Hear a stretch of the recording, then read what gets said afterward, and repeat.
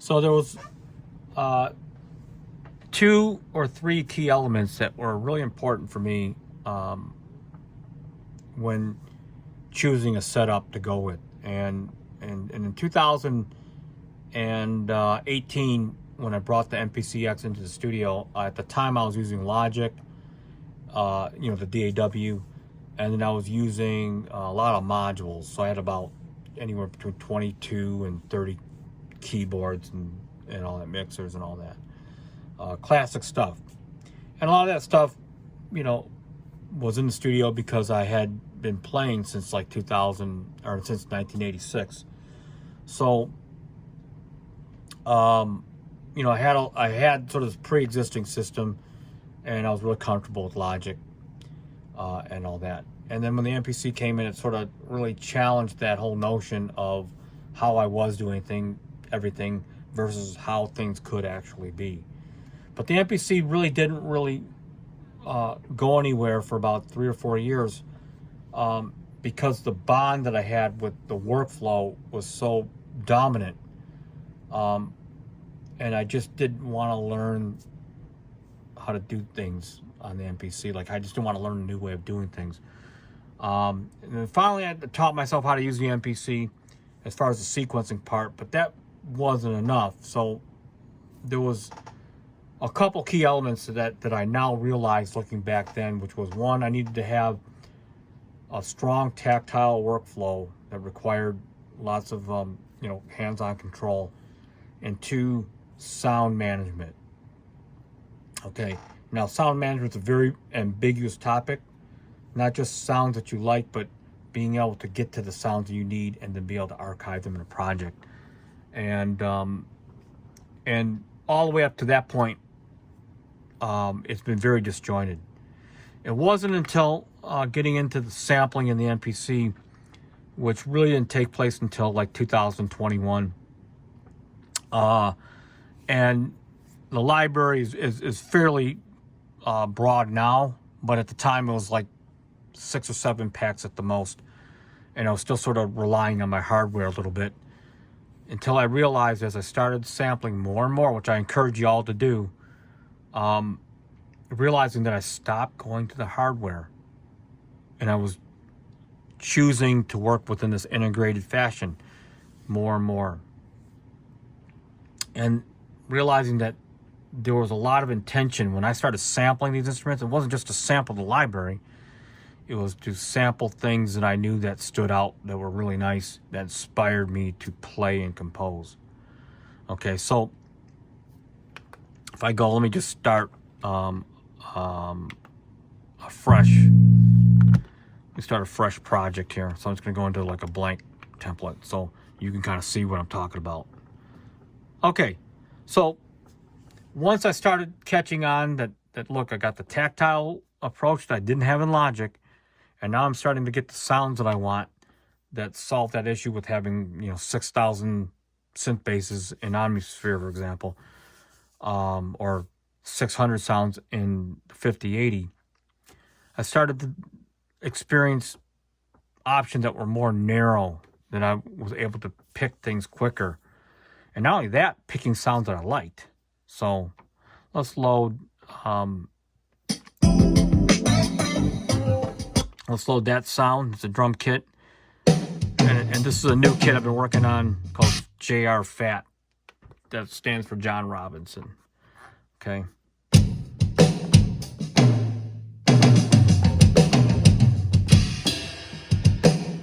All right. So I got that, and I got this kit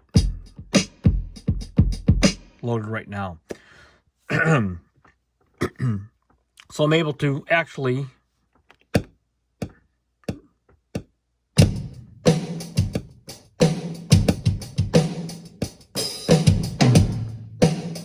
okay. Now I can go back and forth between this kit,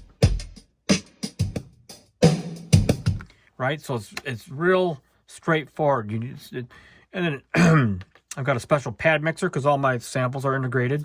So it's excuse me. So I can play with the volumes.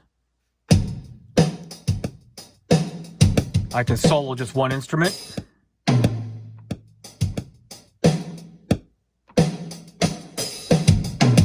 can solo the kick,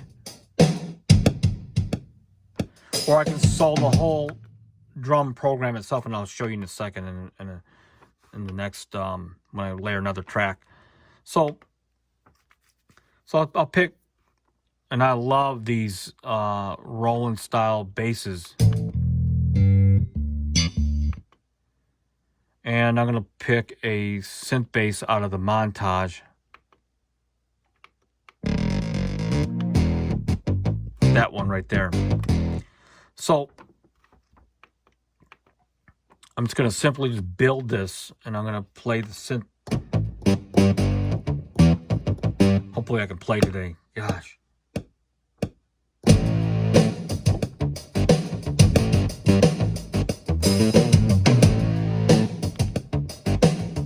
Okay. Then they're all playable from the keyboard.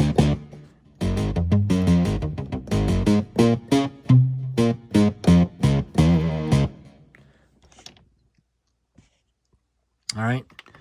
And so I don't have to go get the 5080. I don't even have it anymore. I just go, if I want my favorite keyboard from the XV5080, for example, I'll just go and get it, which is right here. Swimming Roads, or Swimming EP. So we'll go into here and just assign it.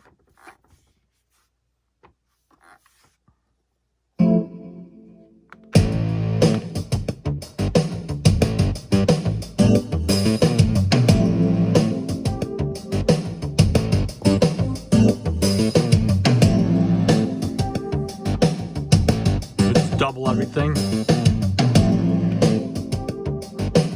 Right now, what's cool is I have it set up so that if I want to mute this bass, which I'm going to do right now, I'm going to pull up this funk bass.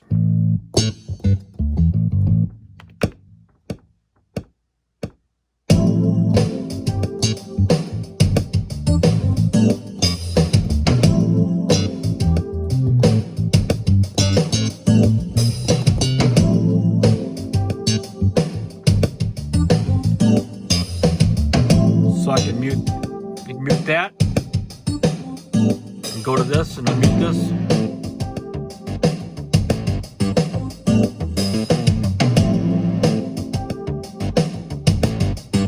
And it gives me that option.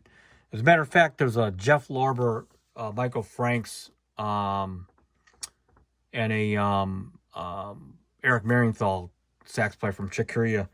Jeff Lorber produced, and he's got synth bass but popping on the top, so it gives me that option.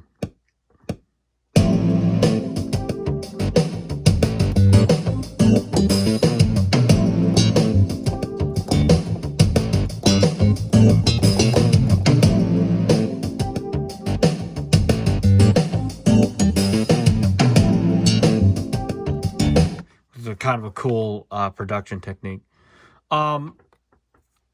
And so I couldn't get these high definition style guitars, so I'm going to play one for you right now. So I'll go to right here. This is like I'll call this the Richard Marx guitar. And it sounds like this.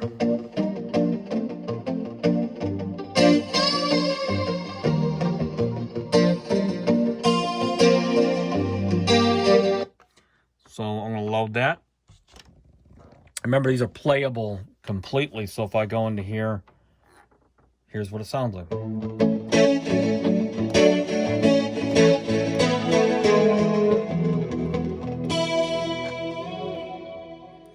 So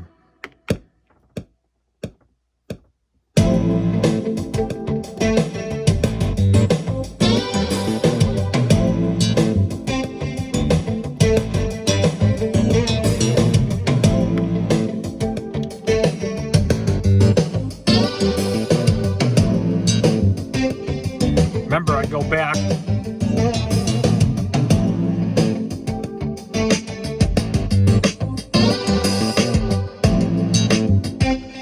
and play around with the two different takes and all that.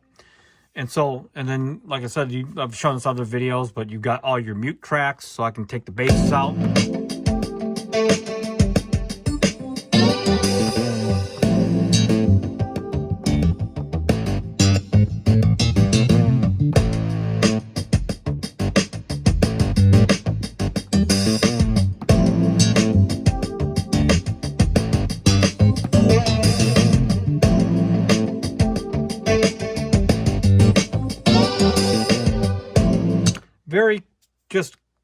for all the bad things that MPC is about, the things it does bad, the things it does extremely well fit into my workflow where I'm willing to look past other things because of what it does extremely well. I'm willing to work around it, okay? So, but having the capability of accessing my old gear, so here's mono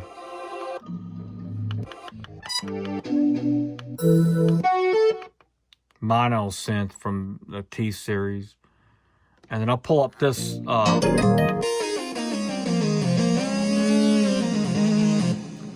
we'll call Loch Ness Monster. I'm gonna go in the lead here, and I'm gonna pull these up. I got so many options.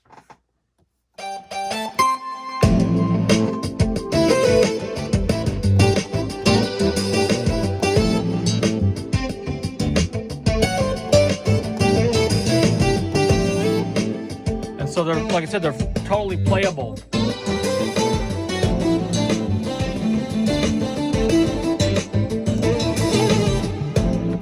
Or I can go into this.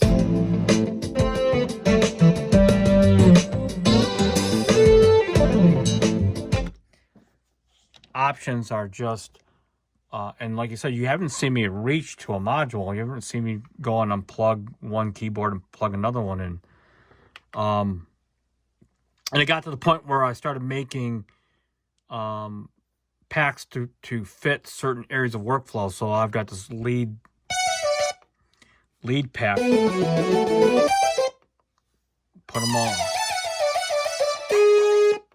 Put them all in here, and now I can go into here.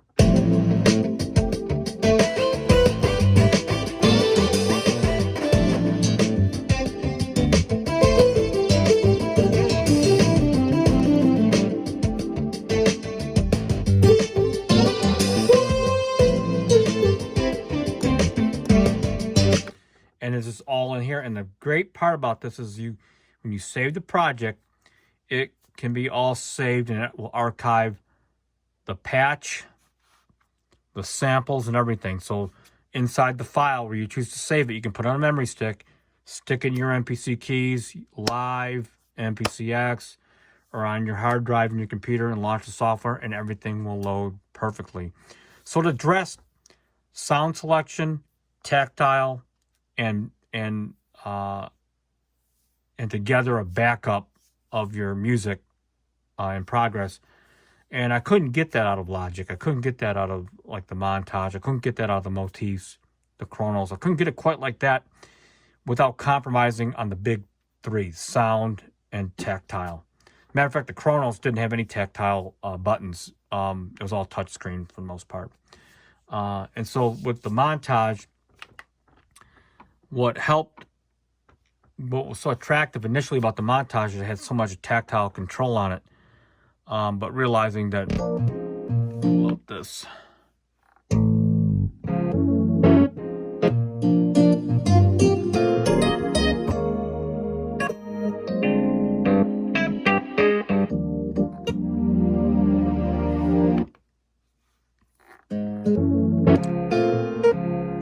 I love this festival guitar on the montage.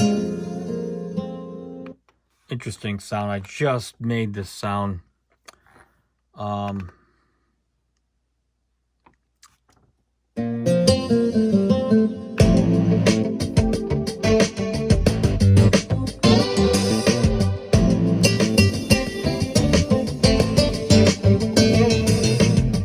Interesting. And then I got this dream guitar.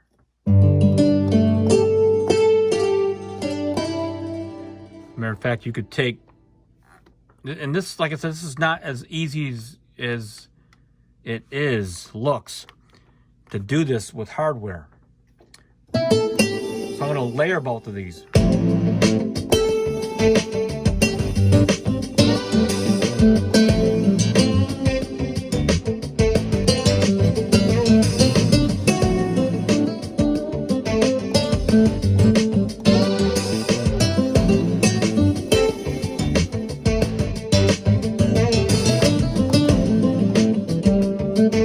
Like I said, it's playable from here.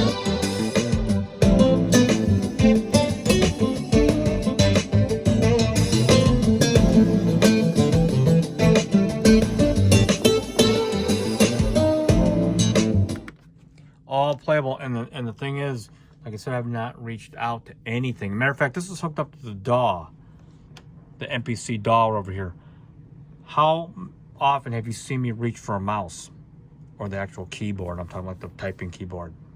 And so even in DAW mode, with the exception of a few things, and I'll have to cover that in another video, you don't need a keyboard or mouse to operate, all right?